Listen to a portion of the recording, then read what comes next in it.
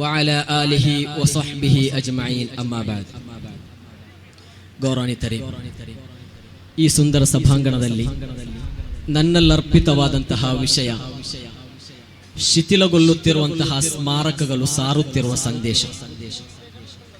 ಪ್ರೀತಿಯ ಸಹೋದರರೇ, ಒಂದು ದೇಶದ ಪರಂಪರೆ ಮತ್ತು ಸಂಸ್ಕೃತಿಯ ಪ್ರತೀಕವಾಗಿರುವಂತಹ ಐತಿಹಾಸಿಕ ಸ್ಮಾರಕಗಳು ಇಂದು ಶಿಥಿಲಾವಸ್ಥೆಯಲ್ಲಿರುವಾಗ ಅಂತಹ ಐತಿಹಾಸಿಕ ಸ್ಮಾರಕಗಳನ್ನು ರಕ್ಷಿಸಿ ಅವುಗಳನ್ನು ಯುವ ತಲೆಮಾರುಗಳಿಗೆ ದಾಟಿಸಿಕೊಡಬೇಕಾದಂತಹ ಕರ್ತವ್ಯ ನಮ್ಮ ಮೇಲಿದೆ. ಅವಿನಾಭಾವ ಸಂಬಂಧಗಳನ್ನು ಹೊಂದಿರುವಂತಹ ಚರಿತ್ರೆ ಮತ್ತು ಸ್ಮಾರಕ ಇವೆರಡನ್ನು ಸ್ಪಷ್ಟವಾಗಿಯೂ ಪರಿಪೂರ್ಣವಾಗಿಯೂ ಅರ್ಥೈಸಿಕೊಂಡರೆ ಮಾತ್ರವಾಗಿದೆ ಐತಿಹಾಸಿಕ ಸ್ಮಾರಕಗಳ ಮಹತ್ವವನ್ನು ನಮಗೆ ಮನದಟ್ಟು ಮಾಡಿಕೊಳ್ಳಲು ಸಾಧ್ಯವಾಗುವುದು. ಪ್ರೀತಿಯ ಸಹೋದರರೇ, ಅತ್ಯಂತ ಶ್ರೀಮಂತ ಇತಿಹಾಸವನ್ನು ಹೊಂದಿರುವ, ಅತ್ಯಂತ ಶ್ರೀಮಂತ ಸಂಸ್ಕೃತಿಯನ್ನು ಹೊಂದಿರುವಂತಹ ಈ ಭಾರತವು ಭಾರತೀಯರಿಗೆ ಹಲವು ಕೊಡುಗೆಗಳನ್ನು ನೀಡಿದೆ.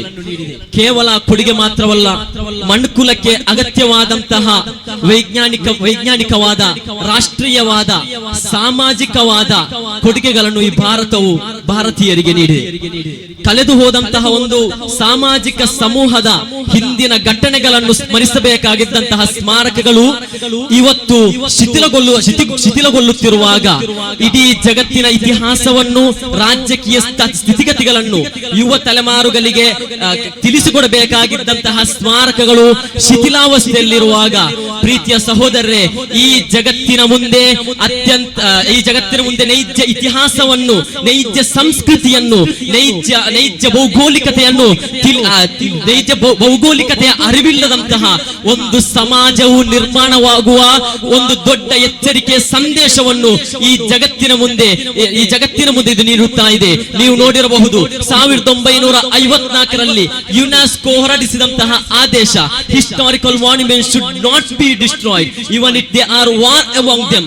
ತಮ್ಮಲ್ಲಿ ಯುದ್ಧಗಳುಂಟಾದರೂ ಕೂಡ ತಾವು ಚಾರಿತ್ರಿಕ ಸ್ಮಾರಕಗಳನ್ನು ನಾಶಗೊಳಿಸದಿರಿ ಎಂದು ಯುನೆಸ್ಕೋ ನಮ್ಮಲ್ಲಿ ಆದೇಶಿಸುವಾಗ, ಪ್ರೀತಿಯ ಸಹೋದರರೇ, ಅತ್ಯಂತ ಶ್ರೀಮಂತವಾದ ಇತಿಹಾಸವನ್ನು ಹೊಂದಿರುವಂತಹ ಈ ಭಾರತವನ್ನು ಆಳಿದಂತಹ ಹತ್ತಲವು ರಾಜಮನೆತನಗಳು, ಮೊಘಲರು, ನಿಜಾಮರು, ಬಹುಮನಿಗಳು, ಆದಿಲ್ಶಾಹಿಗಳು ಮಾತ್ರವಲ್ಲ, ಅವಧ್ನ ಸುಲ್ತಾನರು, ಅವರು ಈ ಭಾರತವನ್ನು ಆಳ್ವಿಕೆ ಮಾಡಿ ಅವರು ನೀಡಿದಂತಹ ರಾಜಕೀಯ ಸಾಂಸ್ಕೃತಿಕ ಕೊಡುಗೆಗಳು, ಪತ್ರಿಕಾ ಮಹಲ್ ಇರಬಹುದು, ಸಫ್ದರ್ಜಂಗ್ ಟಾಂಬ್ ಇರಬಹುದು, ಹಫ್ತು ಗುಂಬಜ್ ಇರಬಹುದು, ಮಾತ್ರವಲ್ಲ ಹಬಶೀನದಿಂದ ಬಂದಂತಹ ಸೀದಾ ಮೊಹಮ್ಮದ್ ಗುಜರಾತ್ನ ಅಹಮದಾಬಾದ್ ನಲ್ಲಿ ನಿರ್ಮಿಸಿದಂತಹ ಜಾಮಿಯಾ ಮಸ್ಜಿದ್ ಇರಬಹುದು.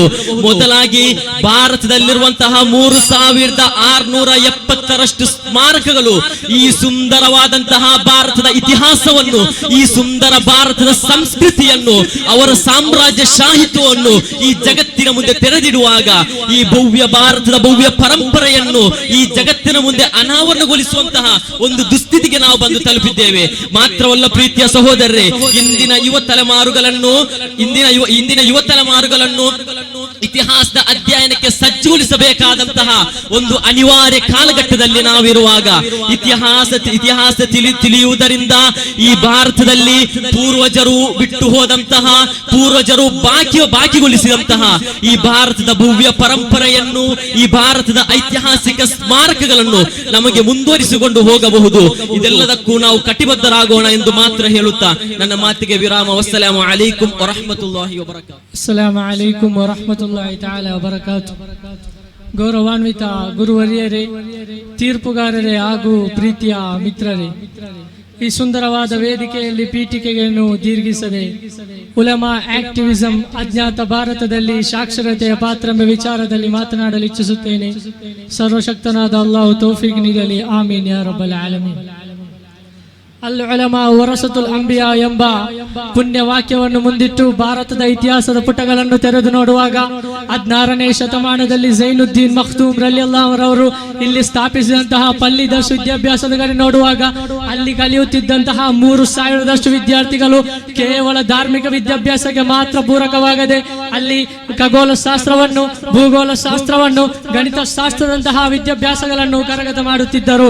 ಇದೇ ಸಂದರ್ಭದಲ್ಲಿ ಬ್ರಿಟಿಷರ ವಿರುದ್ಧ ಹೋರಾಟ ಮಾಡುತ್ತಿದ್ದಂತಹ ಉಲಮಾಗಳ ಕಡೆ ನೋಡಿದರೆ ಒಂದು ವಿಭಾಗದ ಉಲಮಾಗಳು ಬ್ರಿಟಿಷರನ್ನು, ಅವರ ಆಶಯಗಳನ್ನು, ಅವರ ಭಾಷೆಯನ್ನು ಸಂಪೂರ್ಣವಾಗಿ ವಿರೋಧಿಸಿ ಇಲ್ಲಿ ಹೋರಾಟ ನಡೆಸುತ್ತಿದ್ದರೆ, ಮತ್ತೊಂದು ವಿಭಾಗದ ಉಲಮಾಗಳು ಅಲ್ಲಿ ಬ್ರಿಟಿಷರ ಭಾಷೆಯನ್ನು ಕಲಿತು ಅದರ ಮೂಲಕ ಅವರ ವಿರುದ್ಧ ಹೋರಾಟ ನಡೆಸುತ್ತಿದ್ದರು. ಮಾತ್ರವಲ್ಲ, ಅವರು ಕಲಿತಂತಹ ಭಾಷೆಯನ್ನು ಇತರ ಜನರಿಗೆ ಕಲಿಸಿಕೊಡುತ್ತಿದ್ದರು. ಇವೆಲ್ಲವೂ ಶತಮಾನಗಳ ಹಿಂದಿನ ವಿಚಾರವಾದರೆ ಈ ಆಧುನಿಕ ಕಾಲದ ಉಲಮಾಗಳು ಇಲ್ಲಿನ ಸಾಕ್ಷರತೆಗೆ ಬಹುದೊಡ್ಡ ಕೊಡುಗೆಯನ್ನು ನೀಡಿದ್ದಾರೆ. ಅದರಲ್ಲಿಯೂ ಪ್ರಮುಖವಾಗಿ ನಮಗೆ ಇಲ್ಲಿನ ಅಕ್ಷರ ಕ್ರಾಂತಿಗೆ ಆಹೋರಾತ್ರಿ ಶ್ರಮಿಸಿದ ಮಹಾನಾಯಕರಾಗಿದ್ದಾರೆ ಸುಲ್ತಾನ ಉಲಮಾ. ಈ ಸಮಾಜದಲ್ಲಿ ಕೆಲವೊಂದು ಜ್ಞಾನ ದೇಗುಲಗಳಿಗೆ ಬೀಗ ಜಡಿಯುತ್ತಿದ್ದ ಸಂದರ್ಭದಲ್ಲಿ ಕಾಲದ ಬೇಡಿಕೆ ಅಂತ ಇಲ್ಲಿ ಇಂಜಿನಿಯರಿಂಗ್ ಕಾಲೇಜನ್ನು, ಮೆಡಿಕಲ್ ಕಾಲೇಜನ್ನು, ಕಾನೂನು ಮಹಾವಿದ್ಯಾಲಯಗಳನ್ನು ಸ್ಥಾಪಿಸಿ ಈ ಸಮಾಜಕ್ಕೆ ಉತ್ತಮವಾದ ಡಾಕ್ಟರ್ ಅನ್ನು, ನಿಷ್ಠಾವಂತರಾದ ಇಂಜಿನಿಯರ್ ಅನ್ನು, ನೀತಿವಂತರಾದ ವಕೀಲರನ್ನು ಅರ್ಪಿಸಿದ್ದಾರೆ. ಮಾತ್ರವಲ್ಲ, ಸಾಕ್ಷರತೆಯ ವಿಚಾರದಲ್ಲಿ ಬಹಳ ಹಿಂದೆ ಬಿದ್ದಿದ್ದಂತಹ ಕಾಶ್ಮೀರಕ್ಕೆ ತೆರಳಿ ಅಲ್ಲಿನ ವಿದ್ಯಾರ್ಥಿಗಳನ್ನು ತನ್ನ ಸಂಸ್ಥೆಯಾದ ಮರ್ಕಜ್ಗೆ ಕರೆತಂದು ಉತ್ತಮವಾದ ವಿದ್ಯಾಭ್ಯಾಸವನ್ನು ನೀಡಿ ಕಾಶ್ಮೀರದ ಮಣ್ಣಿಗೆ ಅರ್ಪಿಸಿದ್ದಾರೆ. ಸುಲ್ತಾನ ಉಲಮಾರ ಅಧೀನದಲ್ಲಿ ಇಂದು ಕೂಡ ಕಾಶ್ಮೀರದ ಮಣ್ಣಲ್ಲಿ 20ಕ್ಕೂ ಅಧಿಕ ಸಂಸ್ಥೆಗಳು ಕಾರ್ಯಾಚರಣೆ ನಡೆಸುತ್ತಿದೆ. ಪ್ರೀತಿಯ ಸಹೋದರರೇ, ಈ ದಕ್ಷಿಣ ಭಾರತದ ಉಲಮಾಗಳು ಇಲ್ಲಿನ ಸಾಕ್ಷರತೆಗೆ ನೀಡಿದ ಮತ್ತೊಂದು ದೊಡ್ಡ ಕೊಡುಗೆಯಾಗಿದೆ ದಾವಾ ಕಾಲೇಜ್. ಈ ದಾವಾ ಕಾಲೇಜ್ ಅಲ್ಲಿ ಕಲಿತಂತಹ ಅದೆಷ್ಟೋ ವಿದ್ಯಾರ್ಥಿಗಳ, ಅದೆಷ್ಟೋ ಉಲಮಾಗಳ ಸಾಧನೆಗೆ ಒಂದು ದೊಡ್ಡ ಉದಾಹರಣೆಯಾಗಿದೆ ಉತ್ತರ ಕರ್ನಾಟಕದ ಕೆಲವೊಂದು ಹಳ್ಳಿಗಳು ಶೈಕ್ಷಣಿಕವಾಗಿ, ಸಾಮಾಜಿಕವಾಗಿ, ಆರ್ಥಿಕವಾಗಿ ಬಹಳ ಹಿಂದೆ ಬಿದ್ದಿದ್ದಂತಹ ಕೆಲವೊಂದು ಹಳ್ಳಿಗಳಿಗೆ ತೆರಳಿ ಅಲ್ಲಿನ ವಿದ್ಯಾರ್ಥಿಗಳಿಗೆ ಉತ್ತಮವಾದ ವಿದ್ಯಾಭ್ಯಾಸವನ್ನು ನೀಡಿದ್ದಾರೆ. ಅಲ್ಲಿನ ಜನರಿಗೆ ಮೂಲ ಸೌಕರ್ಯವನ್ನು ಮಾಡಿಕೊಟ್ಟಿದ್ದಾರೆ. 2006 ಕೇಂದ್ರ ಗವರ್ಮೆಂಟ್ ಬಿಡುಗಡೆಗೊಳಿಸಿದಂತಹ ಸಾಚಾರ್ ವರದಿಯ ಕಡೆ ನೋಡಿದರೆ ಈ ದಕ್ಷಿಣ ಭಾರತದ ಶಿಕ್ಷಣ ಕ್ರಾಂತಿಗೆ ಅಲ್ಲಿನ ಉಲಮಾಗಳು ಬಹುದೊಡ್ಡ ಕೊಡುಗೆಯನ್ನು ನೀಡಿದ್ದಾರೆ ಎಂದು ಆ ಸಾಚಾರ್ ವರದಿಯಲ್ಲಿ ನಮಗೆ ತುಂಬಾ ಸ್ಪಷ್ಟವಾಗಿ ಕಾಣುತ್ತದೆ.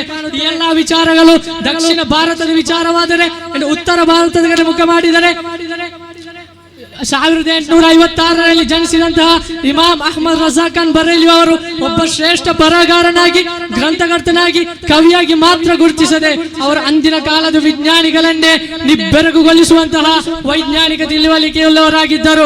ಅವರು ಶತಮಾನಗಳ ಹಿಂದೆ ಅವರು ಹೊತ್ತಿಸಿದಂತಹ ಜ್ಞಾನದ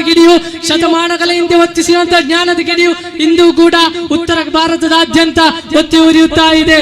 ಅವರು ಧಾರ್ಮಿಕ ವಿಚಾರದಲ್ಲಿ ಎಷ್ಟು ನಿಪುಣರಾಗಿದ್ದರೋ ಲೌಕಿಕ ವಿಚಾರದಲ್ಲಿಯೂ ಅಷ್ಟೇ ನಿಪುಣರಾಗಿದ್ದರು.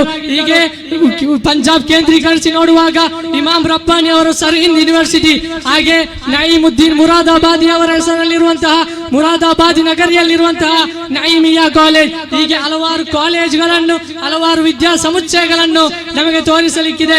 ಇಲ್ಲಿನ ವಿದ್ವಾಂಸರು ನೀಡಿದ ಕೊಡುಗೆಯನ್ನು ನಾವು ಒಮ್ಮೆಯೂ ಮರೆಯುವಂತಿಲ್ಲ.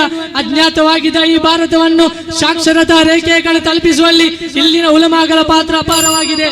ಅದೆಲ್ಲದರ ಬಗ್ಗೆ ನಾವು ಅಧ್ಯಯನ ಮಾಡಬೇಕು, ತಿಳಿಯಬೇಕು, ಓದಬೇಕು ಎಂದು ಹೇಳುತ್ತಾ ಮಾತುಗಳಿಗೆ ವಿರಾಮ. ವಸ್ಸಲಾಮು ಅಲೈಕುಂ ವರಹಮತುಲ್ಲಾಹಿ ತಆಲಾ ವಬರಕಾತು. ಅಸ್ಸಲಾಮು ಅಲೈಕುಂ. ಪ್ರೀತಿಯ ವೀಕ್ಷಕ ಬಂಧುಗಳೇ, ಮಾನ್ಯ ತೀರ್ಪುಗಾರರೇ, ಪೀಠಿಗೆಗಳಿಗೆ ಎಡೆ ನೀಡದೆ ನೇರವಾಗಿ ಚರ್ಚೆಗೆ ಬರ್ತಾ ಇದ್ದೇನೆ. ಶಿಥಿಲಾವಸ್ಥೆಯಲ್ಲಿರುವಂತಹ ಭವ್ಯ ಸ್ಮಾರಕಗಳು ಮತ್ತು ಅವು ಸಾರುತ್ತಿರುವಂತಹ ಸಂದೇಶಗಳು ಎಂಬುದರ ಬಗ್ಗೆ ಕೆಲವೊಂದು ಮಾಹಿತಿಯನ್ನು ಬೆಳಕು ಚೆಲ್ಲುತ್ತೇವೆ.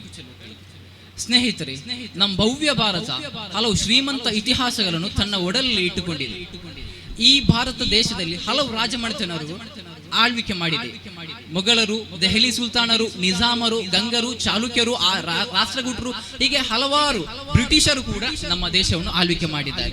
ಅವರು ಅವರದ್ದೇ ಆದಂತಹ ರೀತಿಯಲ್ಲಿ ಕೊಡುಗೆಗಳನ್ನು ನೀಡಿದ್ದಾರೆ. ಸ್ಮಾರಕಗಳು, ವಾಸ್ತುಶಿಲ್ಪಗಳು, ಕೆತ್ತನೆಗಳು, ಚಿತ್ರಕಲೆಗಳು, ಹೀಗೆಲ್ಲವೂ ಕೂಡ ಅವರು ಕೊಡುಗೆಗಳನ್ನು ನೀಡಿದ್ದಾರೆ. 1954ರಲ್ಲಿ ಯುನೆಸ್ಕೋ ಒಂದು ಮಹತ್ವದ ತೀರ್ಪನ್ನು ಹೊರಡಿಸುತ್ತದೆ. ನೀವು ಯುದ್ಧಗಳು ಮಾಡುವುದಾದರೆ ಯುದ್ಧಗಳಲ್ಲಿ ನೀವು ಚಾರಿತ್ರಿಕ ಸ್ಮಾರಕಗಳನ್ನು ನೀವು ನಾಶ ಮಾಡಬೇಡಿ ಅಂತ. ಕದನಗಳಲ್ಲಿ ಬಲಿಯಾಗುತ್ತಿರುವಂತಹ ಮನುಷ್ಯರಿಗಿಂತಲೂ ಅತಿ ಹೆಚ್ಚು ಶ್ರೇಷ್ಠವಾಗಿ ಈ ಸ್ಮಾರಕಗಳಲ್ಲಿ ನೀವು ಏನ್ ಮಾಡಬೇಡಿ, ನೀವು ಅವುಗಳನ್ನು ಬಲಿಯಾಗಿ ತೆಗೆದುಕೊಳ್ಬೇಡಿ ಎಂಬಂತಹ ಮಾಹಿತಿಗಳನ್ನು ಯುನೆಸ್ಕೋ ಏನ್ ಮಾಡ್ತಾ ಇದೆ, ನೀಡ್ತಾ ಇದೆ. ಸ್ನೇಹಿತರೆ, ಒಂದ್ ಕಡೆ BR ಅಂಬೇಡ್ಕರ್ ಅವರು ಹೇಳ್ತಾರೆ, they can't make history who forget history. ಇತಿಹಾಸವನ್ನು ಬಲ್ಲದವರು ಇತಿಹಾಸ ಸೃಷ್ಟಿಸಲು ಸಾಧ್ಯ ಇಲ್ಲ ಅಂತ. ಯಾಕಂತ ಹೇಳಿದ್ರೆ ಇಂದು ವರ್ತಮಾನ ಕಾಲದಲ್ಲಿ ಭಾರತದ ಸ್ಥಿತಿಗತಿ ಹಾಗಾಗಿದೆ. ಇತಿಹಾಸ ತಿಳಿಯದವರಿಂದ ಸುಳ್ಳು ಇತಿಹಾಸ ಸೃಷ್ಟಿಯಾಗ್ತಾ ಇದೆ. ಸ್ನೇಹಿತರೆ, 1869ರಿಂದ ಬ್ರಿಟಿಷರಿಂದ ಸ್ಥಾಪಿಸಲ್ಪಟ್ಟಂತಹ ಆರ್ಕಿಯಾಲಜಿಕ್ ಸರ್ವೆ ಆಫ್ ಇಂಡಿಯಾ, ಇದರಲ್ಲಿ 3650ಕ್ಕೂ ಹೆಚ್ಚು ಸ್ಮಾರಕಗಳು ಪಟ್ಟಿ ಮಾಡಿದೆ. ಅವೆಲ್ಲವೂ ಕೂಡ ಇಂದು ಶಿಥಿಲಾವಸ್ಥೆಗೆ ಬಂದು ತಲುಪ್ತಾ ಇದೆ. ಪ್ರೀತಿಯ ಸ್ನೇಹಿತರೆ, ಯಾಕಾಗಿ ಈ ರೀತಿ ಶಿಥಿಲಾವಸ್ಥೆಗೆ ಬಂದು ತಲುಪ್ತಾ ಇದೆ? ಕೆಲವೊಂದು ರಾಜಕೀಯ ಆಯಾಮಗಳ ತಿರುವುಗಳಿಂದಲೂ, ಸರ್ಕಾರದ ನಿರ್ಲಕ್ಷ್ಯ ಭಾವಗಳಿಂದಲೂ ಇವೆಲ್ಲವೂ ಕೂಡ ನಿರ್ಲಕ್ಷ್ಯ ಭಾವಕ್ಕೆ ಒಳಗಾಗ್ತಾ ಇದೆ. ಅದರ ಜೊತೆಗೆ ಜಾತಿ ಧರ್ಮಗಳು ಕೂಡ ಕೆಲಸ ಮಾಡ್ತಾ ಇದೆ. ಕೆಲವೊಂದು ಸೀಮಿತ ಸಮುದಾಯಗಳು ಕೊಡುಗೆ ನೀಡಿದ್ದಾರೆ ಎಂಬಂತಹ ಲೇಬಲ್ ಅನ್ನು ಇಟ್ಟುಕೊಂಡು ಸರ್ಕಾರಗಳು ನಿರ್ಲಕ್ಷ್ಯ ಭಾವದಿಂದ ಅವಜ್ಞೆಗೆ ಒಳಗಾಗ್ತಾ ಇದೆ. ನಿಮ್ಗೆ ಗೊತ್ತಿರಬಹುದು, ವಿಶ್ವದ ಮೊಟ್ಟ ಮೊದಲ ಗುಂಬಜ್, ಗೋಲ್ ಗುಂಬಜ್ ಮಾದರಿಯಾದಂತಹ ಶೋರ್ ಗುಂಬಜ್, ಇದನ್ನು ಸ್ಥಾಪಿಸಿದವರು ಮುಸಲ್ಮಾನರು. ಅವರು ಆ ಒಂದು ಗುಂಬಜ್ ಇಂದು ಶಿಥಿಲಾವಸ್ಥೆಗೆ ಬಂದು ತಲುಪ್ತಾ ಇದೆ. ಅದರಲ್ಲಿ 16 ಬಾರಿ ಏನು ಪ್ರತಿಧ್ವನಿಸ್ತದೆ. ಇಂದು ಆ ಸ್ಮಾರಕದ ಇಕ್ಕೆಲಗಳಲ್ಲೂ ಗಣಿಗಾರಿಕೆ, ಅದೇ ರೀತಿ ಮರಳುಗಾರಿಕೆಯಂತಹ ಕೆಲಸಗಳು ನಡೀತಾ ಇದೆ. ಸ್ನೇಹಿತರೆ, ನಾವು 2-3 ವರ್ಷಗಳ ಹಿಂದೆ ಒಂದು ಶೈಕ್ಷಣಿಕ ಯಾತ್ರೆಯನ್ನು ನಾವು ಕೈಗೊಂಡಿದ್ದೆವು. ಅದರ ಉತ್ತರದ ಹಲವು ಕಡೆಗಳಲ್ಲೂ ಸ್ಮಾರಕಗಳು ಬಿದ್ದುಕೊಂಡಿದೆ. ಕೆಲವೊಂದು ಸ್ಮಾರಕಗಳು ಕೇವಲ ಪ್ರಾಣಿ, ಪಕ್ಷಿ, ಜಾನುವಾರುಗಳಿಗೆ ಮಾತ್ರ ಸೀಮಿತವಾಗಿದೆ ಎಂಬಂತಹ ಖೇದಕರ ಸಂಗತಿಯನ್ನು ನಿಮ್ಮೊಂದಿಗೆ ಹಂಚಿಕೊಳ್ತಾ ಇದ್ದೇನೆ. ಸ್ನೇಹಿತರೆ, ಸೌತ್ ಕೆನರಾದ ಒಂದೊಂದು ಭಾಗಗಳಲ್ಲೂ ಕೂಡ ಇಂದು ಏನಾಗ್ತಾ ಇದೆ, ಕೆಡುವುದನ್ನೇ ಒಂದು ಸಂಸ್ಕೃತಿಯನ್ನಾಗಿ ಜನರಿಗೆ ದಾಟಿಸಲಾಗ್ತಾ ಇದೆ. ಅದೇ ರೀತಿ ನಮ್ಗೆ ಗೊತ್ತಿರಬಹುದು, ಕರ್ನಾಟಕದ ಮೊದಲ ಮಸೀದಿ ಏನು ಮಾಲಿಕುದ್ದೀನಾರ್ ಬಾರ್ಪೂರ್ ಮಸೀದಿಯಾಗಿದೆ. ಅವನ್ನು ಸಂಪೂರ್ಣವಾಗಿ ನೆಲಸಮ ಮಾಡಿ ಪುನಃ ಒಂದು ನವೀಕರಣ ಮಾಡಿ ಒಂದು ಮಸೀದಿಯನ್ನು ಕಟ್ಟಿದ್ದಾರೆ. ಆದರೆ ಅಲ್ಲಿ ಏನು ಯಾವುದೇ ರೀತಿಯಂತಹ ಇತಿಹಾಸಗಳನ್ನು, ಸ್ಮಾರಕಗಳನ್ನು ಅಲ್ಲಿ ಇಟ್ಲಿಲ್ಲ. ಆದರೆ ನಮ್ಗೆ ಗೊತ್ತಿರಬಹುದು, ಉಳ್ಳಾಳದ ಮದನಿ ಮಸ್ಜಿದ್, ಅದೇ ರೀತಿ ವಿಟ್ಲದ ಪರ್ತಿಪಾಡಿ, ಇನ್ನಿತರ ಹಲವಾರು ಮಸೀದಿಗಳು ಅವೆಲ್ಲವೂ ಕೂಡ ಅಂದಿನ ಹಳೆಯ ಒಂದೊಂದು ಪಾಠಗಳನ್ನು ಅಲ್ಲೇ ಇಟ್ಟಿದ್ದಾರೆ. ಅವೆಲ್ಲವೂ ಕೂಡ ಅಂದಿನ ಕಾಲದ ಸಾಂಸ್ಕೃತಿಕ, ಅದೇ ರೀತಿ ವ್ಯಾಪಾರ ವಹಿವಾಟು ಸಂಬಂಧಿತ ಏನು ಮಾಹಿತಿಗಳನ್ನು ನಮಗೆ ನೀಡ್ತದೆ ಎಂದು ಹೇಳುತ್ತಾ ಮಾತಿಗೆ ವಿರಾಮ. السلام عليكم ورحمة الله وبركاته. بسم الله والحمد لله والصلاة والسلام على أشرف رسول الله وعلى آله وصحبه أجمعين. أما بعد, ಗೌರವಾನ್ವಿತ ಉಸ್ತಾದರುಗಳೇ, ಅದೇ ರೀತಿ ವಿದ್ಯಾರ್ಥಿ ಮಿತ್ರರುಗಳೇ, ಈ ಗಾಂಭೀರ್ಯ ಚಿತ್ತ ವೇದಿಕೆಯಲ್ಲಿ ನನ್ನ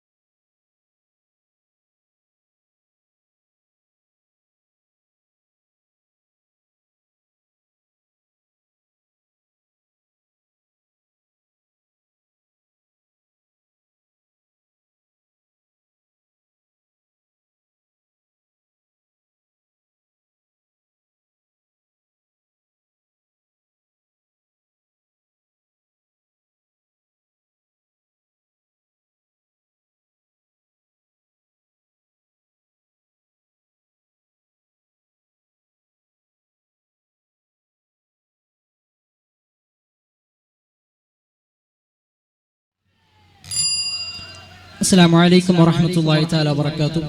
بسم الله والحمد لله والصلاة والسلام على أشرف المرسلين وعلى آله وصحبه أجمعين أما بعد. ಗೌರವಾನ್ವಿತ ಗುರು ಹಿರಿಯರು ಹಾಗೂ ಭವಿಷ್ಯಗಳಾಗಿರುವಂತಹ ನೆಚ್ಚಿನ ಸಹಪಾಠಿ ಮಿತ್ರರು, ಮುಸ್ಲಿಂ ವಿದ್ವಾಂಸರ ವಿಶ್ವ ಸಂಚಾರ ನೀಡುವ ಜಾಗತಿಕ ಕೊಡುಗೆಗಳು ಎಂಬಂತಹ ವಿಚಾರದ ಕುರಿತು ಒಂದೆರಡು ಮಾತನ್ನು ಹೇಳಲು ಇಚ್ಛಿಸುತ್ತೇನೆ. ಸರ್ವಶಕ್ತನಾದ ಅಲ್ಲಾಹನು ತೌಫೀಕ್ ನೀಡಲಿ, ಆಮೀನ್ ಯಾ ರಬ್ಬಲ್ ಆಲಮೀನ್. ಜಗತ್ತು ಕಂಡ ಧರ್ಮಗಳ ಪೈಕಿ ಶ್ರೇಷ್ಠ ಧರ್ಮವಾದಂತಹ ಇಸ್ಲಾಮಿನ ಸರ್ವಕಾಲಿಕ ಗ್ರಂಥವಾದಂತಹ ಕುರ್ಆನ್ ಜಗತ್ತಿನೊಂದಿಗೆ ಕೇಳುವಂತಹ ಒಂದು ಪ್ರಶ್ನೆ ಇದೆ. ಅಫಲಂ ಯಸೀರು ಫಿಲ್ ಅರ್ದ್, ನೀವು ಯಾತಕ್ಕಾಗಿ ಭೂಮಿಯಲ್ಲಿ ಸಂಚರಿಸುತ್ತಿಲ್ಲ ಎಂಬಂತಹ ಪ್ರಶ್ನೆಗೆ ಅನುಸಾರವಾಗಿಯೂ ಜ್ಞಾನಾರ್ಧನೆಗೆ ಬೇಕಾಗಿಯೂ ಆ ಜ್ಞಾನವನ್ನು ಪಸರಿಸಲು ಬೇಕಾಗಿಯೂ ವಿಶ್ವದೆಲ್ಲೆಡೆ ಸಂಚರಿಸಿದಂತಹ ಮುಸ್ಲಿಂ ವಿದ್ವಾಂಸರು ತರ್ಕಶಾಸ್ತ್ರ, ಭೂಗೋಳ ಶಾಸ್ತ್ರ, ವೈದ್ಯಕೀಯ ಶಾಸ್ತ್ರ ಮುಂತಾದ ಸರ್ವ ಶಾಸ್ತ್ರಗಳಲ್ಲಿಯೂ ಚಾಪು ಮೂಡಿಸಿ ಈ ಜಗತ್ತಿಗೆ ನಾನಾ ರೀತಿಯ ಕೊಡುಗೆಗಳನ್ನು ನೀಡಿದ್ದಾರೆ.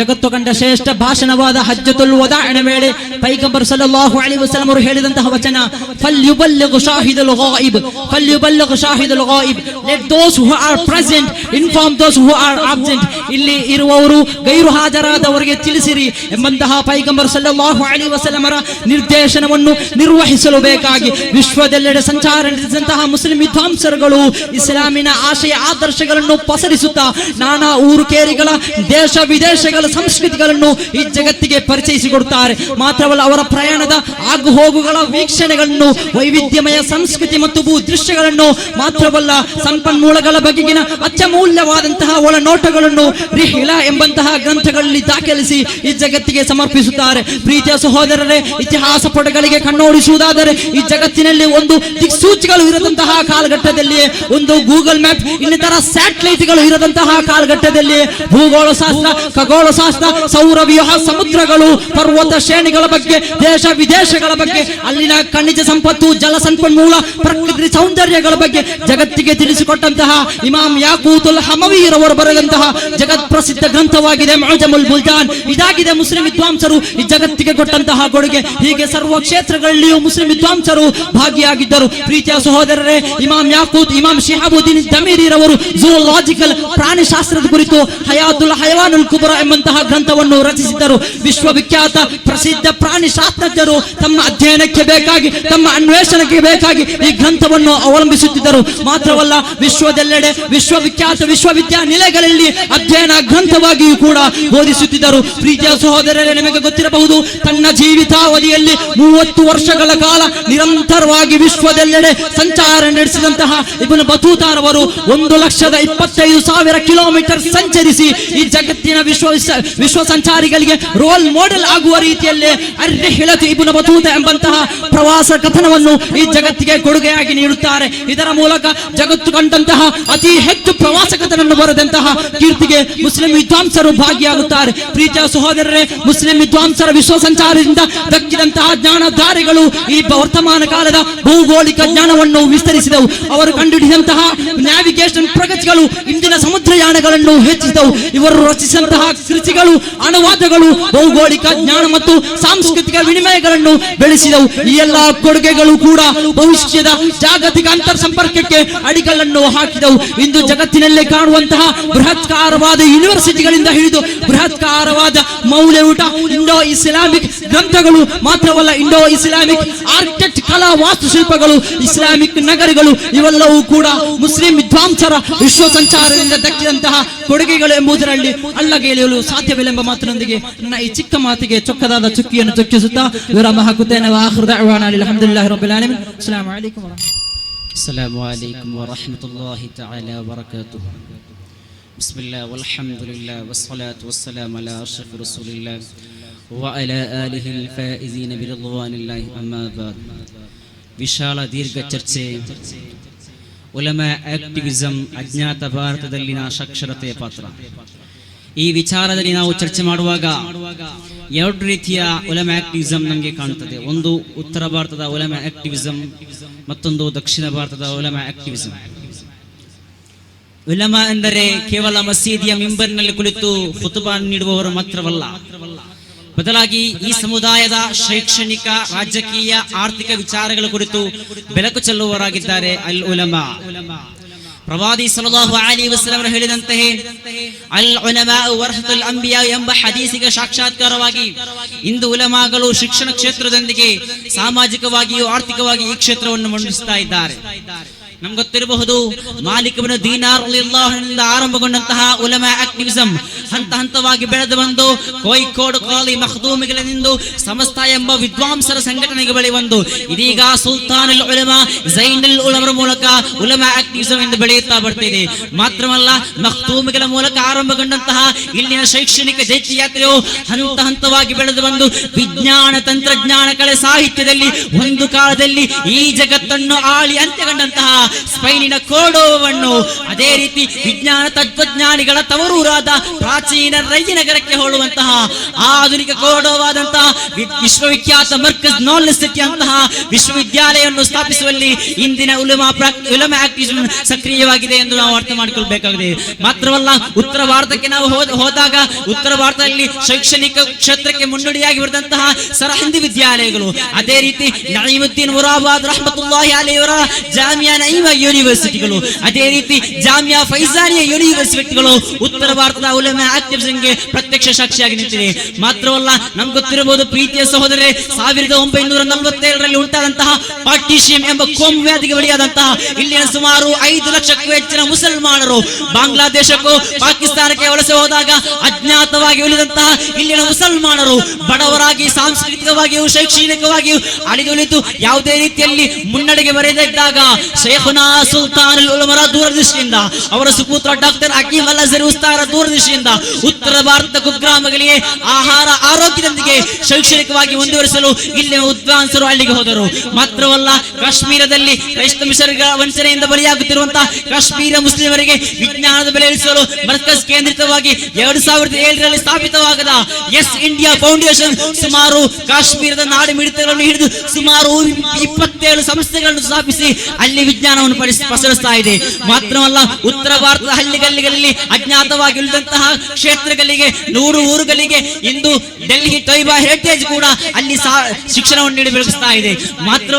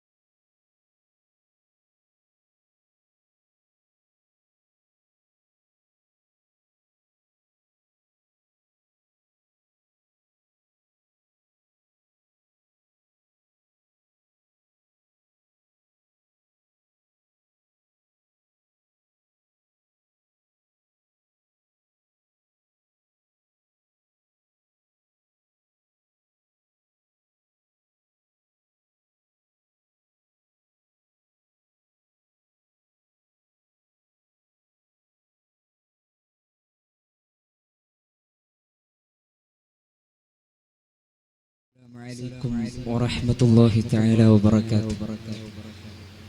بسم الله الرحمن الرحيم. الحمد لله رب العالمين. الصلاة والسلام على أشرف المرسلين وعلى آله وصحبه أجمعين. أما بعد. ಗೌರವಾನ್ವಿತ ಉಸ್ತಾದರುಗಳು, ತೀರ್ಪುಗಾರರು, ಅದೇ ರೀತಿ ಭವಿಷ್ಯದ ಭರವಸೆಗಳಾದ ವಿದ್ಯಾರ್ಥಿ ಸನ್ಮಿತ್ರರು, ಪ್ರವಾದಿ ಸಲ್ಲಲ್ಲಾಹು ಅಲೈಹಿ ವಸಲ್ಲಮ ಅವರ ಹಜ್ಜತುಲ್ ವದಾ ಎಂಬ ವಿಶ್ವಕ್ಕೆ ನೀಡಿದ ಸಂದೇಶ ಭಾಷಣದ ಕುರಿತು ಮಾತನಾಡುವಾಗ ಪ್ರವಾದಿ ಸಲ್ಲಲ್ಲಾಹು ಅಲೈಹಿ ವಸಲ್ಲಮ ಅವರ ಜೀವನದಲ್ಲಿ ಅತ್ಯಂತ ಜಗತ್ ಪ್ರಸಿದ್ಧವಾದ ಒಂದು ಭಾಷಣವಾಗಿದೆ ಹಜ್ಜತುಲ್ ವದಾ ಎಂಬ ವಿದಾಯ ಭಾಷಣ. ಈ ಭಾಷಣವನ್ನು ಪ್ರವಾದಿ ಸಲ್ಲಲ್ಲಾಹು ಅಲೈಹಿ ವಸಲ್ಲಮ ರವರು ಅರಫಾ ಮೈದಾನದಲ್ಲಿ ಒಂದು ಒಂಟೆಯ ಮೇಲೆ ಕುಳಿತಾಗಿದ್ದು ನಡೆಸಿದ್ದು. ಪ್ರವಾದಿ ಸಲ್ಲಲ್ಲಾಹು ಅಲೈಹಿ ವಸಲ್ಲಮ ರವರು ಒಬ್ಬ ಅಸಾಮಾನ್ಯ ಮನುಷ್ಯನಾಗಿ ಜಗತ್ತಿನಲ್ಲಿ ಯಾವುದೇ ಸುಧಾರಣವಾದಿಗಳು ಮಾಡದಂತಹ, ಯಾವುದೇ ಕ್ರಾಂತಿಕಾರಿಗಳು ಮಾಡದಂತಹ ಅತಿ ದೊಡ್ಡ ಸುಧಾರಣೆಯನ್ನಾಗಿದೆ, ಅತಿ ದೊಡ್ಡ ಬದಲಾವಣೆಯನ್ನಾಗಿದೆ ಪ್ರವಾದಿ ಸಲ್ಲಲ್ಲಾಹು ಅಲೈಹಿ ವಸಲ್ಲಮ ರವರು ಮಾಡಿ ತೋರಿಸಿದ್ದು. ಅದಕ್ಕೆ ದೃಢ ಸಾಕ್ಷಿಯಾಗಿ ಅರಫಾ ಮೈದಾನದಲ್ಲಿ ನೆರೆದಿದ್ದಂತಹ 1,24,000 ಜನಗಳ ಮುಂದೆ ಪ್ರವಾದಿ ಸಲ್ಲಲ್ಲಾಹು ಅಲೈಹಿ ವಸಲ್ಲಮ ರವರು ನಡೆಸಿದ ಈ ಹಜ್ಜತುಲ್ ವದಾಇ ಎಂಬ ವಿದಾಯ ಭಾಷಣವು ಮಾನವೀಯ ಮೌಲ್ಯಕ್ಕೆ, ಹ್ಯೂಮನ್ ರೈಟ್ಸ್ ಗೆ ಸಾಕ್ಷಿಯಾಗಿ ನೆಲೆ ನಿಂತಿದೆ. ಅದೇನೆಂದರೆ ಇನ್ನ ದಿಮಾಅಕುಂ ವ ಅರಾದಕುಂ ವ ಅಮ್ವಾಲಕುಂ ಅಲೈಕುಂ ಹರಾಮ್. ಅಷ್ಟೊಂದು ಸಾರಾಂಶವನ್ನು ಒಳಗೊಂಡಿರುವ ಈ ಸಾರಾಂಶವನ್ನು ಕಳೆದ ವರ್ಷಗಳಲ್ಲಿ ಯುನೈಟೆಡ್ ನೇಷನ್ಸ್ ತರ್ಜುಮೆಗೆ ಒಳಪಡಿಸಲಾಗಿತ್ತು. ಈ ಭಾಷಣದ ಕುರಿತು, ಈ ಸಾರಾಂಶದ ಕುರಿತು ಥಾಮಸ್ ಕಾರ್ಡೈನ್ ಹೇಳಿದ್ದು, ಇಷ್ಟೊಂದು ಹ್ಯೂಮನ್ ರೈಟ್ಸ್ ಬಗ್ಗೆ ಮಾತಾಡಿದ ಭಾಷಣ ಮತ್ತೊಂದಿಲ್ಲ ಎಂದು ಥಾಮಸ್ ಕಾರ್ಡೈನ್ ಹೇಳಿರಬೇಕಾದರೆ ಅಷ್ಟೊಂದು ಸಾರಾಂಶವನ್ನು ಒಳಗೊಂಡಿತ್ತು ಎಂದು ಹೇಳುವುದರಲ್ಲಿ ಸಂಶಯವಿಲ್ಲ. ಅದೇನೆಂದರೆ ಇನ್ನ ದಿಮಾಅಕುಂ, ನಿಮ್ಮಲ್ಲಿಯ ಪ್ರತಿಯೊಬ್ಬರ ರಕ್ತವು ಪವಿತ್ರವಾಗಿದೆ. ಮತ್ತೊಬ್ಬರ ಅಮಾಯಕ ರಕ್ತವನ್ನು ಚಿಂದಿಸುವುದು, ಮತ್ತೊಬ್ಬರ ಅಮಾಯಕ ರಕ್ತ ಲೋಕಲಿಯನ್ನು ಹರಿಸುವುದು ಅದು ನಿಷಿದ್ಧವಾಗಿದೆ. ಒಂದು ಶರೀರವನ್ನು ಅಮಾಯಕವಾಗಿ ನಿರ್ದಯವಾಗಿ ಕೊಲ್ಲುವುದಾದರೆ ಅದು ಮತ್ತೊಬ್ಬ, ಅದು ಹಿಂದೂವಾಗಲಿ, ಅದು ಮುಸಲ್ಮಾನನಾಗಲಿ, ಕ್ರೈಸ್ತನಾಗಲಿ, ಯಾವುದೇ ಜಾತಿ ಧರ್ಮ ಪಂಗಡಕ್ಕೊಳಪಟ್ಟವನಾಗಲಿ ಮತ್ತೊಬ್ಬರ ಶರೀರವನ್ನು ಅಮಾಯಕವಾಗಿ ನಿರ್ದಯವಾಗಿ ಕೊಲ್ಲುವುದಾದರೆ ಎಲ್ಲ ಮನುಷ್ಯ ಶರೀರವನ್ನು ಕೊಂದ ಪಾಪವಾಗಿದೆ ಎಂದು ಹೇಳಿ, ಒಮೆನ್ ಅಹ್ಯಾಹ, ಒಂದು ಶರೀರವನ್ನು ಜೀವ ಉಳಿಸುವುದಾದರೆ ಅದು ರಕ್ತದಾನಗಳ ಮೂಲಕವಾಗಿರಬಹುದು, ಸಾಮೂಹಿಕ ಪ್ರವೃತ್ತಿಗಳ ಮೂಲಕವಾಗಿರಬಹುದು. ಒಂದು ಶರೀರಕ್ಕೆ ಜೀವವನ್ನು ಕಲ್ಪಿಸುವುದಾದರೆ ಎಲ್ಲ ಶರೀರಕ್ಕೆ ಜೀವ ನೀಡಿದ ಪ್ರತಿಫಲವೆಂದು ಇಸ್ಲಾಂ ಮಾನವ ಕುಲಕ್ಕೆ ಇಷ್ಟೊಂದು ಸುಂದರವಾದ ರೀತಿಯಲ್ಲಿ ಕಲಿಸಿಕೊಡುತ್ತಿರುವಾಗ ಯಾವ ರೀತಿ ಇಸ್ಲಾಮನ್ನು ಕೋಮುದ್ವೇಷದ ಎಂದು ಧರ್ಮ ಹೇಳುತ್ತಿದ್ದೀರಾ? ಯಾವ ರೀತಿ ಭಯೋತ್ಪಾದನೆಯ ಧರ್ಮ ಎಂದು ಇಸ್ಲಾಮನ್ನು ಹೇಳುತ್ತಿದ್ದೀರಾ? ಪ್ರವಾದಿ ಸಲ್ಲಲ್ಲಾಹು ಅಲೈಹಿ ವಸಲ್ಲಮ ಅವರು ಮತ್ತೆ ಹೇಳಿದ್ದು, ಪ್ರತಿಯೊಬ್ಬರಿಗೂ ಅಭಿಮಾನಗಳಿದೆ. ಆ ಅಭಿಮಾನಗಳನ್ನು ಚಿಂದಿಸುವುದು ಅದು ನಿಷಿದ್ಧವಾಗಿದೆ, ಅದು ನಿಷಿದ್ಧವಾಗಿದೆ. ಅದು ಮತ್ತೆ ಪ್ರವಾದಿ ಅದು ಸಾಮೂಹಿಕ ಪ್ರವೃತ್ತಿ, ಮತ್ತೊಬ್ಬರ ಅಮಾಯಕ ರಕ್ತವನ್ನು ಚಿಂದಿಸುವುದು ನಿಷಿದ್ಧವಾಗಿದೆ. ಮತ್ತೆ ಪ್ರವಾದಿ ಸಲ್ಲಲ್ಲಾಹು ಅಲೈಹಿ ವಸಲ್ಲಮ ಅವರು ಹೇಳಿದ್ದು, ವ ಅಮ್ವಾಲಕುಂ, ಪ್ರತಿಯೊಬ್ಬರಿಗೂ ಸಂಪತ್ತುಗಳಿದೆ, ಆ ಸಂಪತ್ತುಗಳನ್ನು ದೋಚುವುದು ನಿಷಿದ್ಧವಾಗಿದೆ. ಕೊಲೆ, ಕೊಳ್ಳೆ, ಅಕ್ರಮ, ಅನೀತಿಗಳ ಮೂಲಕ ಮತ್ತೊಬ್ಬರ ಸಂಪತ್ತುಗಳನ್ನು ದೋಚುವುದು ನಿಷಿದ್ಧವಾಗಿದೆ. ಈ ರೀತಿ ಸಂಪತ್ತುಗಳನ್ನು ದೋಚಬಾರದು ಎಂದು ಇಷ್ಟೊಂದು ಸುಂದರವಾದ ರೀತಿಯಲ್ಲಿ ಪ್ರವಾದಿ ಸಲ್ಲಲ್ಲಾಹು ಅಲೈಹಿ ವಸಲ್ಲಮ ಅವರು ತಿಳಿಸಿಕೊಡುತ್ತಾರೆ. السلام عليكم ورحمة الله تعالى وبركاته. بسم الله والحمد لله والصلاة والسلام على أشرف المرسلين وعلى آله وصحبه أجمعين أما بعد. ಗೌರವಾನ್ವಿತ ಉಸ್ತಾದರೇ, ಮಾನ್ಯ ತೀರ್ಪುಗಾರರೇ ಹಾಗೂ ನನ್ನ ಪ್ರೀತಿಯ ಸಹೋದರೇ, ಮುಸ್ಲಿಂ ವಿದ್ವಾಂಸರ ವಿಶ್ವ ಸಂಚಾರ ನೀಡಿದ ಜಾಗತಿಕ ಕೊಡುಗೆಗಳು ಎಂಬ ವಿಷಯದ ಕುರಿತು ಒಂದೆರಡು ಮಾತುಗಳನ್ನು ಆಡಲು ನಾನು ಇಚ್ಛಿಸುತ್ತೇನೆ. ಅಲ್ಲಾಹು ತೌಫೀಕ್ ನೀಡಲಿ, ಆಮೀನ್. ಸೀರು ಫಿಲ್ ಅರ್ಲ್, ನೀವು ಜಗತ್ತಿನಲ್ಲಿ ನಡೆಯಿರಿ ಎಂದು ಕುರ್ಆನ್ ಈ ಸಮೂಹಕ್ಕೆ ಸೂಚನೆ ನೀಡುತ್ತಾ ಇದೆ. ಇಸ್ಲಾಂನಲ್ಲಿ ಒಬ್ಬ ವ್ಯಕ್ತಿಗೆ ಅನಿವಾರ್ಯವಾಗಿದೆ ಪವಿತ್ರವಾದ ಹಜ್. ಮಧ್ಯಕಾಲನ ಮುಸ್ಲಿಂ ವಿದ್ವಾಂಸರಿಗೆ ಹಜ್ಜಿನಲ್ಲಿ ಲಭಿಸಿದ ಆತ್ಮಧೈರ್ಯವು ಅವರನ್ನು ದೇಶದ ಎಲ್ಲೆಡೆ ಸಂಚರಿಸುವಂತೆ ಮಾಡಿತ್ತು. ತಮ್ಮಲ್ಲಿರುವ ಜ್ಞಾನವನ್ನು ಎಲ್ಲೆಡೆ ಹರಡುತ್ತಾ ತಮ್ಮ ಸದಾಚಾರ, ಧರ್ಮನಿಷ್ಠೆ, ಹೊಂದಾಣಿಕೆ ಇತ್ಯಾದಿಗಳನ್ನು ತಾವು ನಡೆದ ದಾರಿಯಲ್ಲಿ ಭೇಟಿಯಾದ ದೇಶಗಳಿಗೆ ಪಸರಿಸುತ್ತಾ ಅಲ್ಲಿನ ಆಚಾರ, ವಿಚಾರ, ಸಂಸ್ಕೃತಿ, ನ್ಯಾಯ, ನೀತಿ ಇತ್ಯಾದಿಗಳನ್ನು ಅನುಭವಿಸಿ ತಿಳಿದು ಮುಂದಿನ ಪೀಳಿಗೆಗೆ ಒಂದು ಬರವಣಿಗೆ ಮೂಲಕ ಆಧಾರ ಸ್ತಂಭವಾಗಿ ತೋರಿಸಿಕೊಡುವಲ್ಲಿ ಮುಸ್ಲಿಂ ವಿದ್ವಾಂಸರ ಪಾತ್ರ ಸ್ಮರಣೀಯವಾಗಿದೆ. ಮುಸ್ಲಿಂ ವಿದ್ವಾಂಸರು ನಡೆಸಿದ ವಿಶ್ವ ಪರ್ಯಟನೆಯು ಈ ಜಗತ್ತಿಗೆ ಕೆಲವು ಪ್ರಮುಖ ಅಂಶಗಳನ್ನು ಎತ್ತಿ ತೋರಿಸುವಂತೆ ಇದೆ.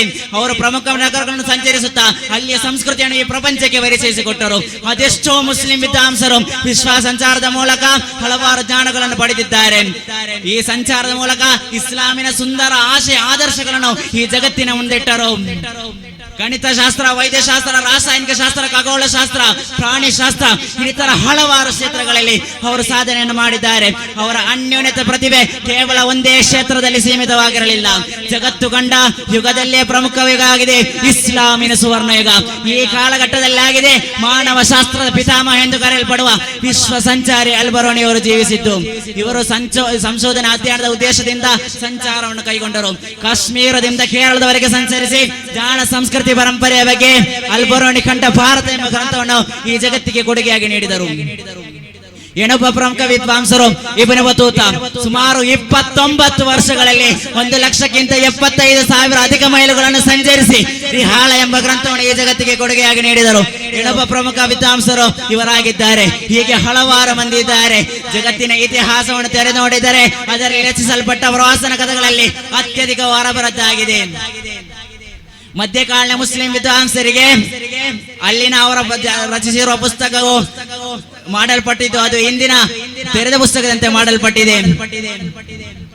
ಮುಸ್ಲಿಂ ವಿದ್ವಾಂಸ ನಡೆಸಿದ ವಿಶ್ವ ಸಂಚಾರವು ಈ ಜಗತ್ತಿಗೆ ಹಲವಾರು ಕೊಡುಗೆಗಳನ್ನು ನೀಡಿದೆ. ಈ ವಿಶ್ವ ಸಂಚಾರವು ಆಧುನಿಕ ಯುರೋಪಿನ ಅಸ್ತಿತ್ವವನ್ನು ಹೇಗೆ ರೂಪಿಸಿದೆ ಎಂದು ದ ಲೀಗಲ್ ಆಫ್ ಕುರ್ಆನ್ ಎಂಬ ಗ್ರಂಥದಲ್ಲಿ ಎಚ್ ಗೋಮರ್ ಅವರು ಸ್ಪಷ್ಟಪಡಿಸುತ್ತಾರೆ. ಅಫಲಂ ಯಸಿರು ಫಿಲ್ ಅರ್ದ್, ನೀವು ಯಾಕೆ ಭೂಮಿಯನ್ನು ಸಂಚರಿಸುತ್ತಿಲ್ಲ ಎಂಬ ಕುರ್ಆನ್ ನ ಸೂಕ್ತವು ಅವರನ್ನು ದೇಶದ ಉದ್ದಕ್ಕೂ ಸಂಚರಿಸುವಂತೆ ಮಾಡಿತು. ಫ್ರಾನ್ಸಿನ ಚಿಂತಕ ಪ್ರೋಸ್ ಅವರು the concept of knowledge on Islam ಎಂಬ ಗ್ರಂಥದಲ್ಲಿ ಜ್ಞಾನ ಮತ್ತು ಸಂಚಾರ ನಡುವಿನ ಸಂಬಂಧವನ್ನು ವ್ಯಕ್ತಪಡಿಸುತ್ತಾರೆ. ಆಧುನಿಕ ಯುಗದ ಮುಸ್ಲಿಂ ವಿದ್ವಾಂಸರು ನಡೆಸಿದ ಪಯಣವು ಮಧ್ಯಕಾಲೀನ ಮುಸ್ಲಿಂ ವಿದ್ವಾಂಸರು ನಡೆಸಿದ ಪಯಣದೊಂದಿಗೆ ಹೋಲಿಕೆಯಾಗುತ್ತಿದೆ ಎಂದು ಅವರು ಹೇಳುತ್ತಾರೆ. ಜಗತ್ತಿನ ಹಿತಾರ್ಥದಲ್ಲಿ ಅರೋಟೋಸ್ನ ನಂತರಕ ಅಷ್ಟಷ್ಟು ಪ್ರವಾಸನ ಕಥೆಗಳನ್ನು ಗೈದದ್ದು ಮುಸ್ಲಿಂ ವಿದ್ವಾಂಸರಾಗಿದ್ದಾರೆ. ದೇಶ ಸುತ್ತಿ ನೋಡು, ಕೋಶ ಓದಿ ನೋಡು. ದೇಶವನ್ನು ಸುತ್ತುವುದರೊಂದಿಗೆ ವಿಶಿಷ್ಟ ಪ್ರಭಾವವಿರುವ ಕೋಶವನ್ನು ರಚಿಸಿ ಮುಂದಿನ ಪೀಳಿಗೆಗೆ ತಮ್ಮ ವಿಜ್ಞಾನ ವೈಶಿಷ್ಟ್ಯತೆಯನ್ನು ಕಾಣಿಕೆಯನ್ನಾಗಿ ನೀಡಿದ ಮುಸ್ಲಿಂ ವಿದ್ವಾಂಸರಿಗೆ ನನ್ನದೊಂದು ಸಲ್ಯೂಟ್ ಹೇಳುತ್ತಾ ನನ್ನ ಮಾತಿಗೆ ಮುಕ್ತಾಯ. ಆಖಿರು ದಅವಾನಾ ಅನಿಲ್ ಹಮ್ದುಲಿಲ್ಲಾಹಿ ರಬ್ಬಿಲ್ ಆಲಮೀನ್. ಅಸ್ಸಲಾಮು ಅಲೈಕುಂ.